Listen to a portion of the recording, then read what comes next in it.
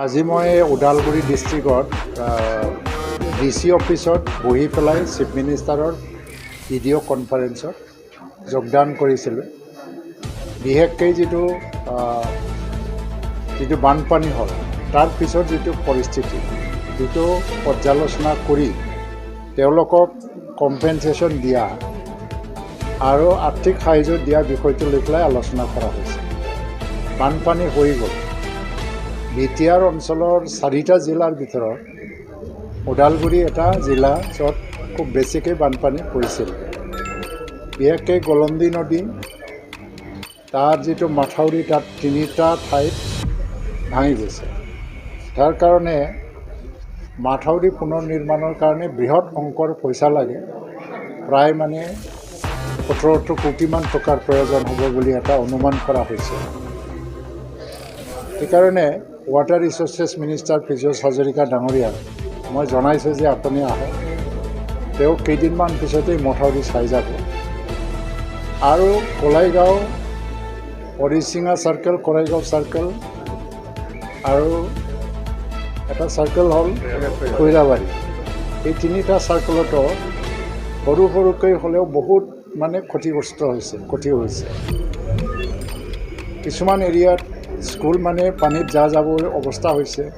সেইখিনি আমাৰ আসাম চৰকাৰৰ যিটো ছেক্ৰেটাৰী দিলীপ বৰা যোৱাকালি চাই গ'ল, আজি ময়ো চাই যাম।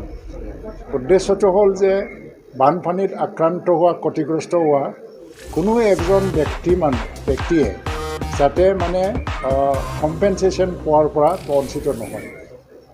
তো তেওঁলোকক কম্পেনচেশ্যন দিয়া হ'ব যিসকলে ৰিলিফ কেম্পত আছিল বা ৰিলিফ কেম্পৰ পৰা গুচি গ'ল। সেইসকলক 3,800 টকাকৈ যেনেকৈ দিয়া হয়, কোনোবা বাচন বৰ্তনৰ কাৰণে, কাৰোবাৰ কাপোৰৰ কাৰণে, আৰু ঘৰত গৈ পেলাই যাতে স্বাভাৱিক জীৱন যাপন কৰিবৰ কাৰণে এটা সহায় পায়। বাকী যিবিলাকৰ পাকা ঘৰ ভাঙি গৈছে, কাঁচা ঘৰ ভাঙি গৈছে, সেইটো এছেছমেণ্ট কৰিব লাগে।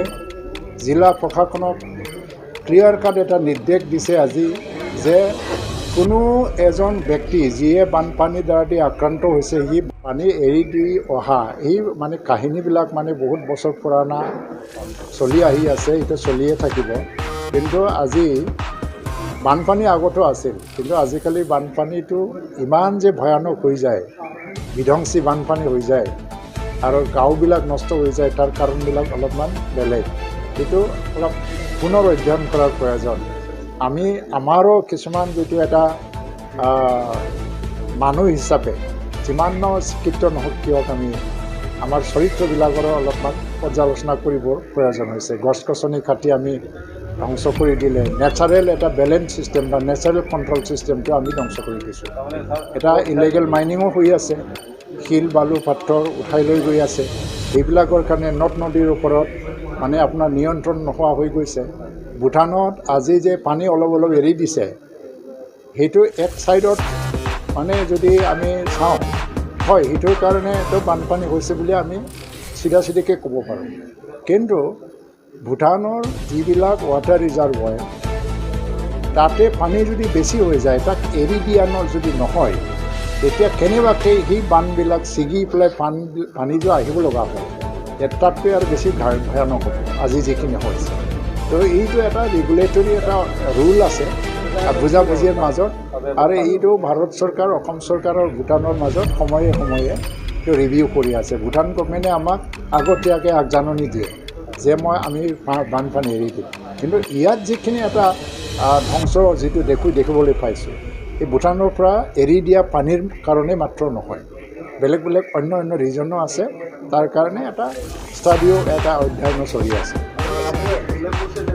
চৰকাৰ অন্য বিষয়ে কোনো চিন্তা কৰা নাই। বানপানীৰ ক্ষতিগ্ৰস্ত হোৱা মানুহক সকাহ দিয়া, সহায় কৰাটোৱেই মূল উদ্দেশ্য হৈ গৈছে।